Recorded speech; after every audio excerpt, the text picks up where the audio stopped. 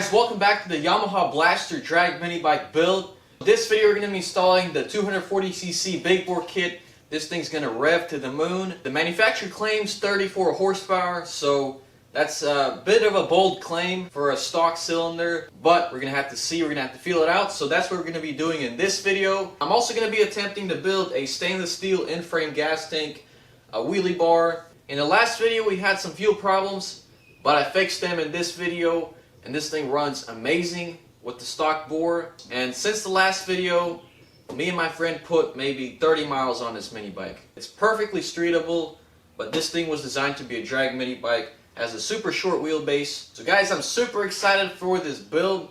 Be sure to hit that like button down below. Follow me on Instagram for behind the scenes. Let's get right into the video.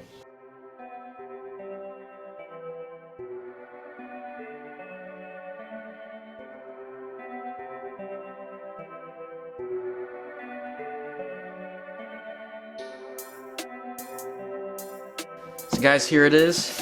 I've had it for 6 months probably. So you have your piston right there and the rings. You have your head. And then the most important piece right here is the cylinder. The first thing off the bat I notice is look how thick that sleeve is. Obviously this isn't a full-out engine build, but the key is we want to move in small steps. I'm gonna go ahead and take off the top end, install the big bore kit.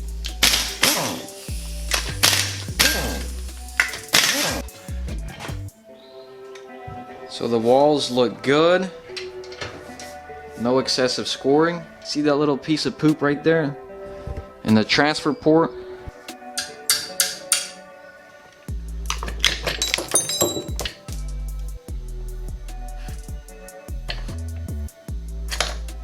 So yeah guys, I actually noticed that this is not the stock piston. This is the Vito's Performance Super Stock piston. So as you can see, there's a notch right here. And this effectively raises the exhaust port without actually raising it.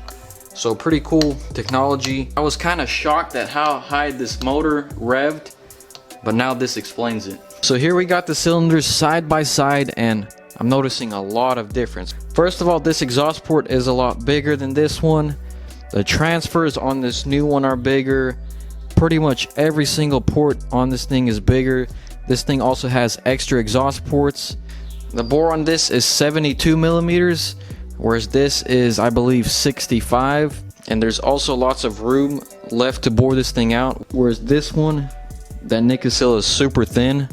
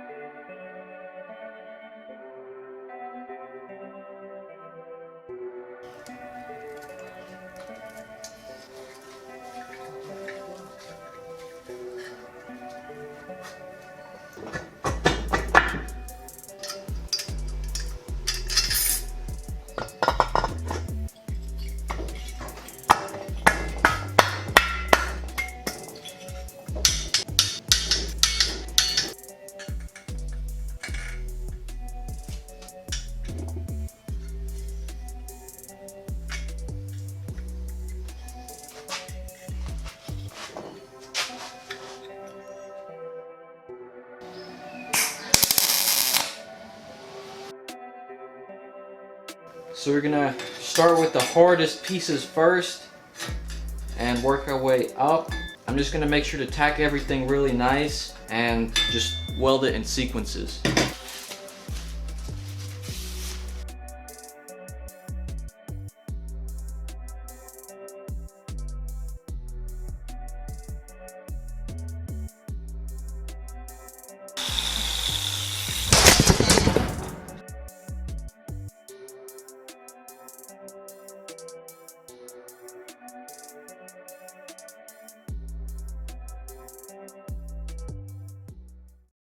So there we go, we got that stainless piece welded on. Unfortunately, I think I just messed up my camera. It's been in service for like 4 years. So we don't really have anything to film with this other than my phone. The good news is I'm starting to get a little bit more confidence with the stainless steel. I'm just gonna be honest, It was a nightmare welding this thing on, but now that we're here in the open, we can easily access this.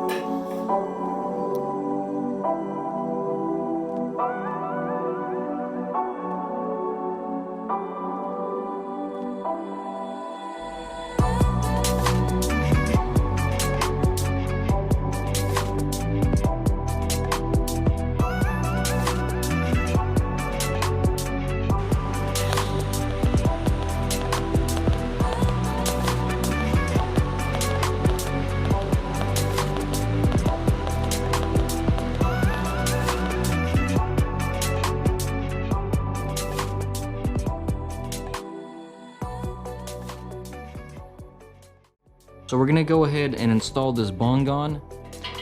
Alrighty guys, so we got the bung welded. Looks really nice. So we got a gallon right here. I wanna see if there are any leaks before I put this top piece on.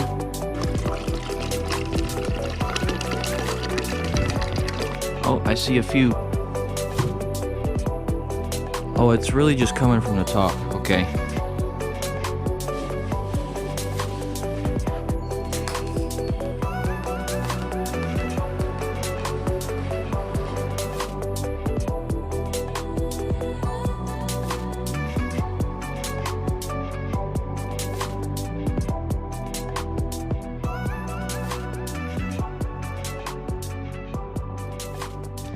Okay guys, so we got the top piece welded.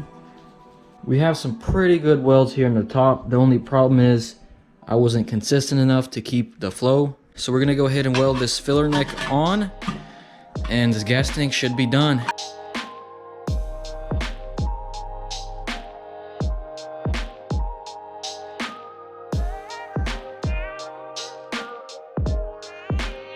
Here's the finished product. Check that out guys. I think it turned out great for my skill level. And overall this took about 3 days. I just really try to take my time. I did learn a few things with stainless steel in particular is, now of course you don't want to put too much heat into it. One thing I learned is you actually have to set your amperage up higher, a little bit higher, so you can move faster. The next stainless steel gas tank will definitely be a lot easier. So what we're gonna do is fill this up with water, check for leaks, and then coat it with gas tank sealer. Okay guys, the fuel tank is done. We have some of this PR15 fuel tank sealer. Hopefully it should make it last longer.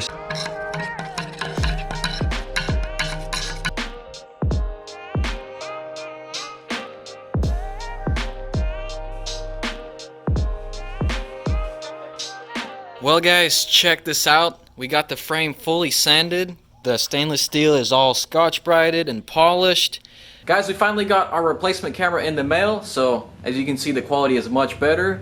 We're gonna go ahead and tape off this stainless steel just because I want to expose the brush finish. So they're just a last look at some of the welds because they will be painted, and the reason for that is because they're gonna rust long term.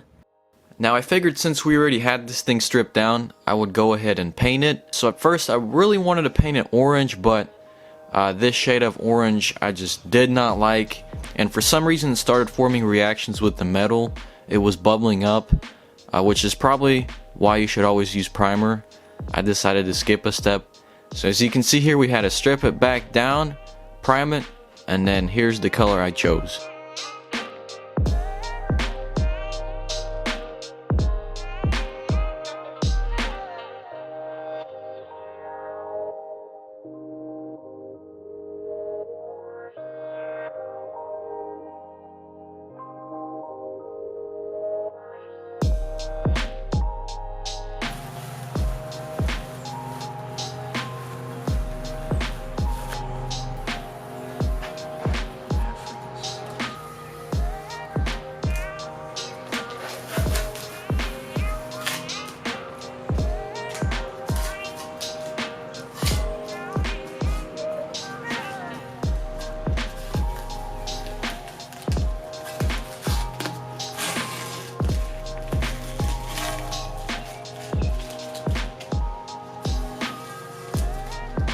Well guys, check this out. The mini bike is painted. I think it looks really nice. I wouldn't say it's really an exotic color. To be honest, I wish I hadn't painted these bars blue. I think it would have looked much better. So we're probably gonna have to remove that.